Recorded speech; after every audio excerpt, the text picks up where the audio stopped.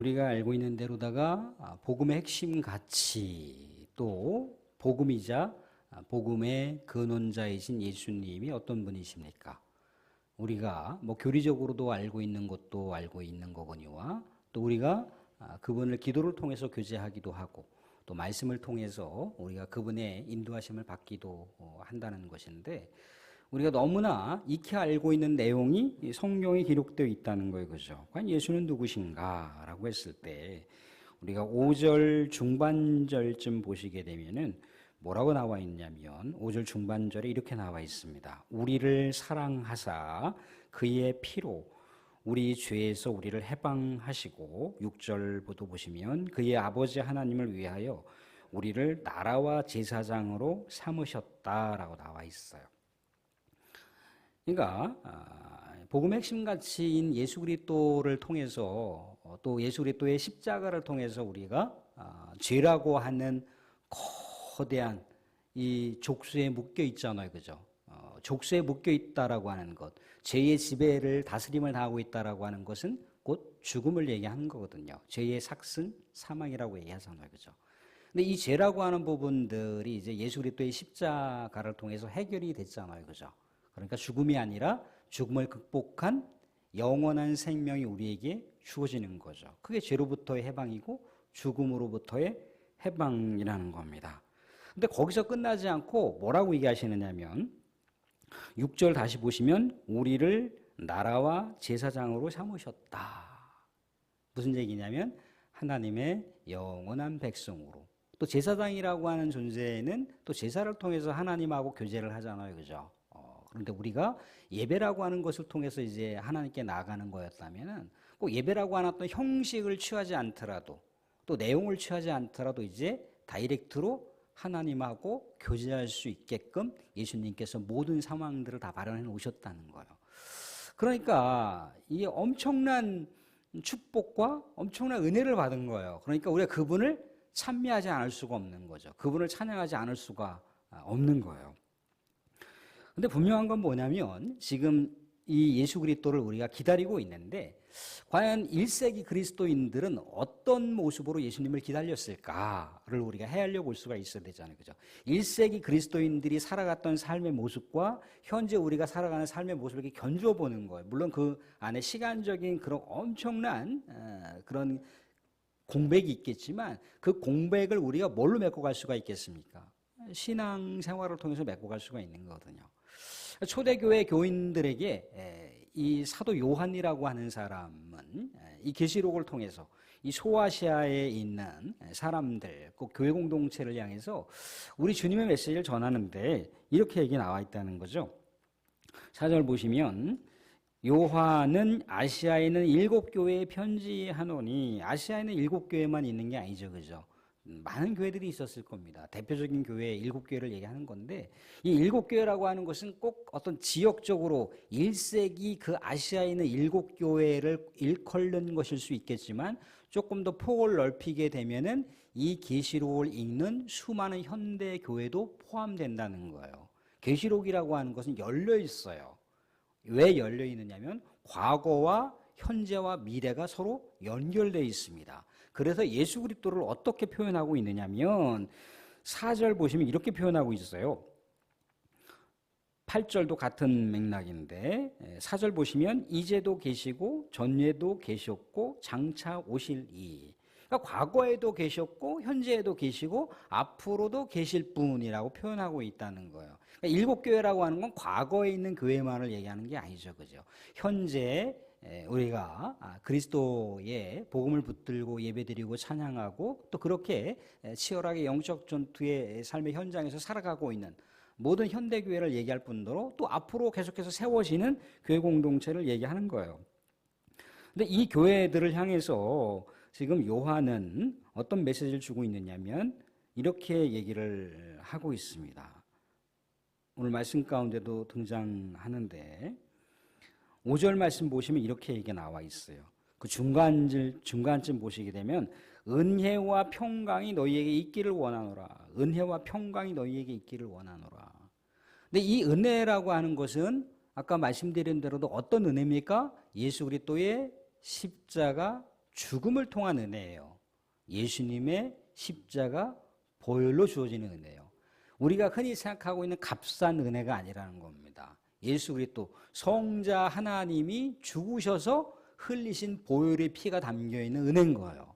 그러니까 우리가 너무나 쉽게 은혜를 평이한 삶 속에서 은혜를 얘기할 수 있는 영역도 있을 수 있지만 그것은 그만큼 은혜의 가치가 약해질 수가 있어요. 사랑하는 성도들, 우리가 이 세상을 살아가다 보면요, 알게 모르게 이렇게 육신적인 상해를 입을 수가 있어요. 그죠? 뭐 내적으로나 외적으로나 육신적인 상해를 커다랗게 입을 수 있어요. 아니면 또 이렇게 사회생활을 하거나 또 많은 사람들하고 만나보면은 정신적인 또 상해를 당할 수도 있어요. 그죠? 또 하나님과 또 뭔가 신앙생활을 우리가 진정성 있게 일관되게 하지 못했을 때 왠지 모르게 내면 세계가 허해지고 내면 세계가 복잡해지는 경우가 생길 수가 있습니다. 그런 경우가 우리 모두가 살아가는 삶의 현장 속에서 나타날 수가 있습니다. 그럴 때 우리가 하나님께 나아가면서 말씀이나 찬양이나 예배를 드릴 때, 하나님께서 내가 지금 이렇게 육신적으로 아픔을 당하고 있는 것, 아니면 또 정신적으로나 정서적으로나 영적으로 고통을 당하고 있다라고 하는 것, 그 상황 속에서 하나님의 그 내면 세계에 만져주시는 그걸 느낄 때는 그 은혜라고 하는 것은 굉장히 커다래질 수밖에 없어요. 그 은혜라고 하는 깊이는 더 깊어질 수밖에 없고 은혜라고 하는 넓이는 더 광활하게 넓어질 수밖에 없습니다. 왜 그렇습니까? 우리가 예수 그리스도와 닮은 그런 고난을 체험했을 땐 더더욱 그렇다는 거예요. 더더욱.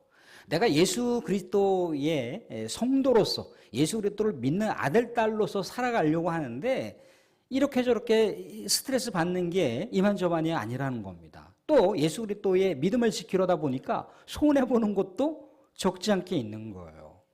또 우리가 이 세상 또 사회생활을 하다 보면은 어떻습니까? 그리스도인이기 때문에 한 번 더 참아야 될 수밖에 없는 그런 삶의 영역이 있을 수 있잖아요. 그죠? 10번 확 터뜨릴 것도 10번 터뜨리지 못하고 그냥 쭉 참아가는, 인내할 수밖에 없는 삶의 현장이 있다는 거예요. 그럴 때 하나님이 나를 꼭 이렇게 안아주시는 것 같은, 또 하나님이 사랑하는 딸아 그러면서 등허리를 이렇게 다독다독거리는 것 같은, 또 때로는 말씀을 통해서 나를 위로해 주시고 또 찬양을 통해서 우리 주님께서 뭔가 싸매어 주시는 것을 경험하게 됐을 때, 그때 은혜라고 하는 것은 엄청나게 크다는 거예요. 그런데 일상생활 속에서 그냥 평이하게 살아가면서 느끼는 은혜는 그렇게 크지 않다는 거예요. 평안이라고 하는 것도 그렇습니다. 평안이라고 하는 것도. 이 은혜라고 하는 이 은혜라고 하는 것이 커지게 되면 평안이라고 하는 것도 자연스럽게 커질 수밖에 없어요. 그죠?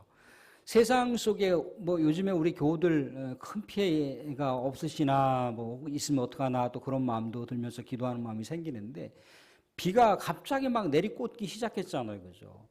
뭐 며칠 오야 될 그 비가 뭐 단 몇 시간 만에 막 내리꽂아서 지금 사람도 지금 운명을 달리했던 그런 상황들도 뉴스에 보도되고 있는 것 같은데, 그렇다는 거. 막 이렇게 엄청난 폭풍과 같은 삶의 상황 속에서 시련과 고통이 막 몰려오는 그런 상황인데, 그런 상황 속에서도 우리 주님께서 나의 마음을 만져주시고 잔전한 은혜와 우리의 평강, 샬롬을 느낄 수가 있다는 거예요. 그때 뭡니까? 모든 것이 새롭게 펼쳐져요. 새로운 삶의 모습으로 보인다는 거예요. 사람들이 새로워지고요. 내가 삶의 그 모습 가운데 살아가는 삶의 자세가 달라질 수가 있어요. 그것이 바로 우리 주님으로부터 받은 은혜와 평강이라는 거예요. 그런데 이 평강과 은혜에 대해서 초대 7교회를 향해서 요한이 얘기하고 있는 거예요. 요한이 얘기하고 있습니다. 그런데 이 누구로부터 주어지고 있는 은혜와 평강이라고 하는 거예요. 예수 그리스도로부터 주어지는 은혜와 평강인데, 예수 그리스도가 과연 어떤 그런 삶을 살았기에 5절 보시면 충성된 증인이라고 나와 있습니다. 죽은 자들 가운데서, 또 5절 하반절에도 그의 피, 뭐가 담겨 있는 겁니까? 우리 하나님을 향해서 충성했다는 거죠. 그죠? 또 하나님의 사랑을 실천하기 위해서 십자가에서 죽으셨다는 거예요. 많은 고난과 또 고문을 받으셔서 보혈의 피를 흘리셨다는 거예요. 예수 그리스도의 이 피의 값을 통해서만이 우리가 영생을 얻을 수가 있는 것인데, 초대교회 공동체가 이 예수 그리스도를 증거했다는 거예요. 예수 그리스도께서 하나님을 충성스럽게 그렇게 증거했던 것처럼 초대교회 공동체도 예수 그리스도를 전하는 일에 전심전력했다는 거예요. 당시는 어떤 세상입니까? 황제가 모든 세계를 장악하고 있었던 시대예요. 황제를 숭배해야만 하는 그런 시대가 그 시대예요. 그래서 초대교회 공동체가 같이 말씀 붙들고 찬양하고 또 교제하고 친교하고 밥을 먹고 예수 그리스도를 경배하는 일들이 노출되면 어떻게 되는 건가요? 다 고난과 박해와 처형대로다가 올려지는 거예요. 그런데도 불구하고 그들이 계속해서 뭐를 사수했었냐면 믿음의 절개를 지켰다는 거예요. 나의 영원한 왕은 로마 황제가 아니라 나의 영원한 왕은 누구라는 겁니까? 예수 그리스도라는 거예요. 나를 영원토록 사랑하시고 나를 영원한 구원의 세계를 주신 예수 그리스도가 진정한 왕입니다라고 고백했던 사람들이 초대교회 공동체라는 거예요. 고난과 박해가 당연히 따랐겠죠, 그죠? 그런데 그들에게 예수 그리스도께서 은혜와 평강이 있을 것이라고 얘기를 하더라는 거죠. 뭐 지역을 이렇게 언급해드리긴 그렇지만, 저 북한의 한 지역에도 한때 그분께서 이렇게 이 북한을 다 점령하고 나서 뭐 목사, 뭐 신부들 다 이렇게 척결 했잖아요, 그죠? 모든 교회나 모든 성당 같은 하나님을 섬기고 예수님을 섬기는 모든 공간과 모든 예배 처소는 다 없애버렸습니다. 자신들의 어떤 당을 유지하기 위한 기관으로다가 다 바꿔버렸다는 거예요. 근데 그때 유일하게 추방을 했는데, 추방을 하면서 고난을 당했던 사람들이 있었는데 그 사람들이 북한의 어느 지역에 이렇게 머물러 있었어요. 그 지역이 소위 말하는 아오지라고 하는 탄광 그 지역인데, 그 사람들에 의해서 계속해서 이렇게 믿음이 이어지고 있는 내용들이 나중에 이렇게 북한 기독교 역사 가운데 전해집니다. 지금도 그분들이 살아있는지 어쩐지 모르겠지만 그 지역에 있는 사람들이 계속해서 믿음을 후세대들에게 전하고 후세대들에게 전하고 후세대들에게 전해서, 물론 그들이 격리되어서 수용소의 삶을 살아가고 있지만 그렇게 믿음의 지조를 지켰던 사람들이 북한 땅에도 있었다는 거예요. 그들은 어떻겠습니까? 그들이 왜 그렇게 고난과 핍박과 또 죽음의 그 현장으로 자신들이 이렇게 끌려가면서도 왜 예수 그리스도를 증거할 수밖에 없었던 이유가 뭔가요? 예수 그리스도를 목 놓아 기다리면서 그 예수 그리스도를 경배하고 그 예수 그리스도를 높일 수밖에 없는 이유가 뭡니까? 그분은 반드시 오신다는 거예요. 그분은 반드시 오신다는 거예요. 7절 말씀 한번 같이 읽어보겠습니다. 7절 말씀 같이 봅니다. 같이 시작. 볼지어다 그가 구름을 타고 오시리라. 각 사람의 눈이 그를 보겠고 그를 찌른 자들도 볼 것이요 땅에 있는 모든 족속이 그로 말미암아 애곡하리니 그러하리라. 아멘. 무슨 얘기겠어요? 다시 오실 예수 그리스도를 그들이 현장 속에서 고백하는 거예요. 아, 예수님께서는 반드시 오신다고 그랬어. 그 다시 오실 예수 그리스도를 기다리는 마음으로, 절절한 마음으로 믿음을 포기하지 않는 거예요. 그 예수 그리스도를 높이는 마음으로다가 나는 오직 예수 그리스도가 내 인생의 주인입니다. 내 인생의 주인은 예수 그리스도시지 내 인생의 주인이 누구 통치자가 아닙니다. 라고 그렇게 결연하게 믿음을 견고하게 세우면서 그 길을 갔다는 거예요. 중요한 건 뭐냐면, 이 광범은 뭐냐면 우리라는 거죠. 과연 우리는 지금 고난과 박해를 받고 있는 세대가 아니잖아요, 그죠? 그러면 우리는 과연 이 1세기 그리스도인들이나 아니면 북녘 땅에 고난받는 그리스도인들이 그렇게 숭고하게 믿음을 지켰고 숭고하게 말씀을 붙들면서 우리 주 예수 그리스도를 존귀하게 높이는 믿음의 절개를 지켰던 그런 어떤 삶의 배경들이 분명히 있었는데, 우리들은 그런 배경들은 없잖아요, 그죠? 그런데 사랑하는 성도들, 우리가 잊지 말아야 될 것은 뭐냐면요, 사탄이 이 어둠의 세상 주관자들과 공중권세 자본과 이 어둠의 세상 주관자들은요, 꼭 우리를 눈에 가시적으로 공격하는 것만이 고난과 박해가 아니라는 거예요. 고난과 박해라고 하는 것은 뭔가 눈에 가시적으로 느껴지게 한다는 거예요.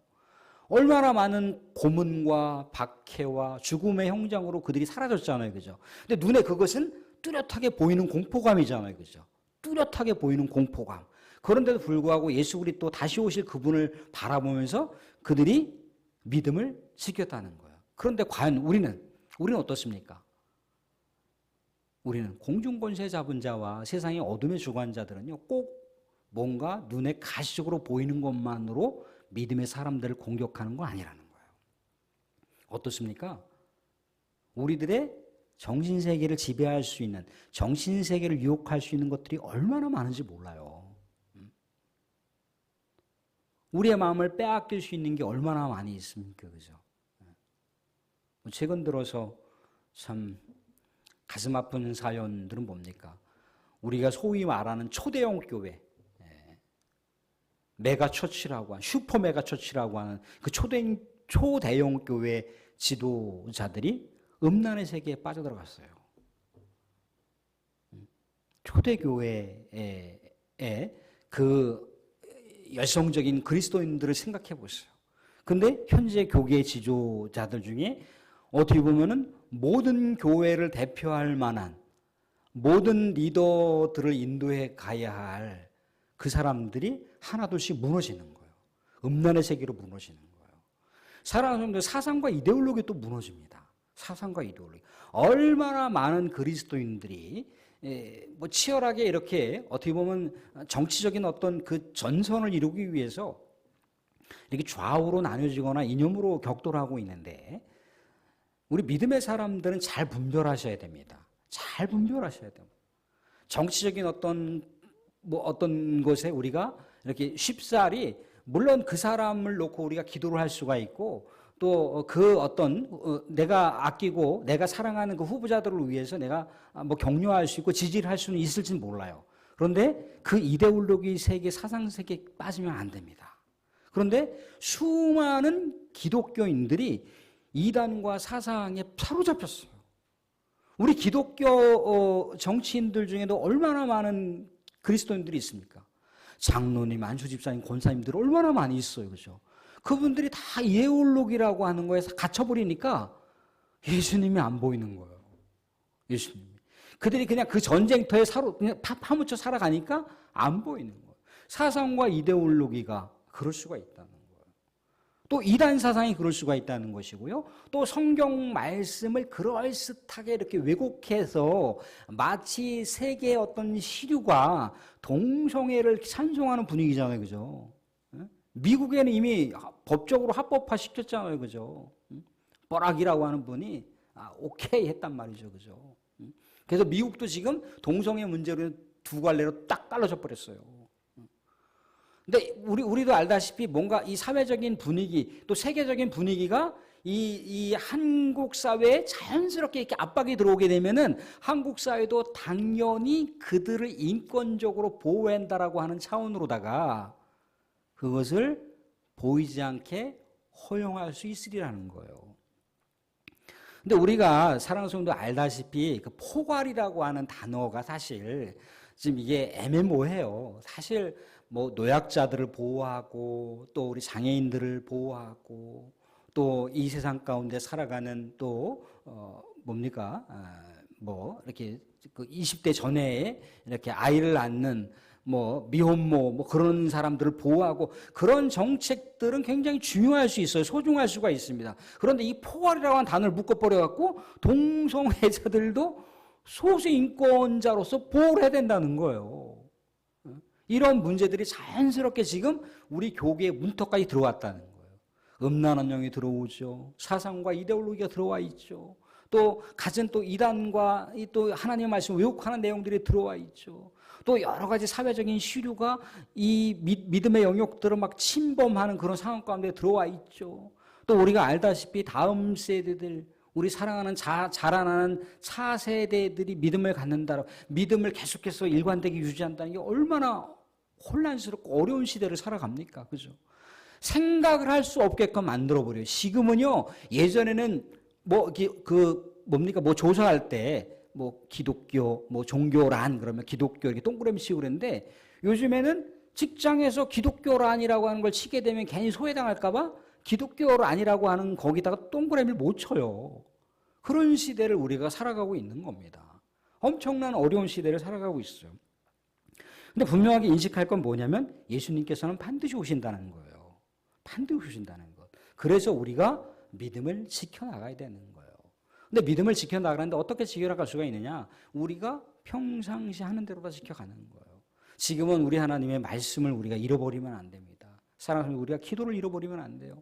자꾸만 우리가 분주한 생활 속에서 또 우리가 지쳐있는 삶 속에서 자꾸만 우리의 이 정력과 시간들이 너무나 많이 이렇게 빼앗기잖아요. 물론 우리가 최선을 다해서 분주하게 열심히 살아가는 것, 생산 능력을 높이기 위해서 정말 우리가 애를 쓰고 또 노력을 해야 되는 것은 당연합니다. 그런데 때로는요, 우리가 믿음을 잃어버리고 기도를 잃어버리고 말씀을 실천하는 것을 잃어버리게 되면 과연 이 세상 가운데 믿음을 견고하게 세워가야 할 사람들이 얼마나 있겠습니까? 하나님은 우리 사랑하는 광기교회를 바라보세요. 사랑하는 광기교회를 하나님의 제사장 나라로 삼고 싶어 하십니다. 그래서 우리로부터 뭔가 믿음을 지키고 우리로부터 뭔가 믿음을 실천하고 우리로부터 뭔가 기도할 수 있는 교회 공동체, 우리 하나님의 예배 중심적으로 살 뿐더러 우리의 삶의 영역에서 우리가 예배를 통해서 배운 말씀 또 우리의 삶을 점검할 수 있는 말씀들을 가지고 그래 나는 기독교인의 정체성으로서 이 말씀을 붙들고 내가 살아야지, 믿음을 내가 성장시키는 삶을 살아가야지, 내가 너무 피곤하지만 그래도 오늘 내가 하루 한 장 성경을 읽고 사야지, 또 우리 교회를 위해서나 우리 마을을 위해서나 아니면 내 직장 동료들을 위해서 복음 증거하는 일들을 위해서 내가 기도해야지, 그런 영역들을 우리가 조금씩 우리가 계획해 나간다면 그것이 바로 이 혼란과 어둠의 시대 가운데 살아가는 데 있어서 우리가 고난받는 인생은 아니라 할지라도 우리가 이 엄청난 무지막지한 이 거의 뭐 폭력과도 같은 이 태풍의 시대를 우리가 살아가고 있습니다. 이 시대 속에서도 우리가 남은 자로서 우리 주님을 높여드리고 또한 우리 그리스도의 이 땅 가운데 복음을 또 증거하는 자로서 그리스도를 참되게 존귀히 여기는 자로서 결연하게 계속해서 우리 교회 공동체가 우리 하나님께서 사용하시고 싶어 하시는, 하나님께서 기뻐하시는 우리 모든 관계교회의 성도가 되시고 또 관계교회에 세워가시는 일들이 곧 하나님의 나라를 우리가 세워간다라고 하는 마음 가운데 사랑하는 사람들, 우리가 일관되게 했던 것 빼앗기지 마시고 놓치지 마시고, 그것이 바로 알파와 오메가 되시고 이제도 있고 8절 보시면 전에도 있었고 장차 올 자라고 전능할 자라고 얘기하고 있습니다. 역사의 주관자예요. 모든 심판의 주관자입니다. 그분을 우리가 기다리는 마음으로 사모하는 마음으로 오늘도 내일도 우리 주어져 있는 삶의 공간에서 그분을 높여드리고 그분을 찬미하고 그분의 말씀을 헤아리면서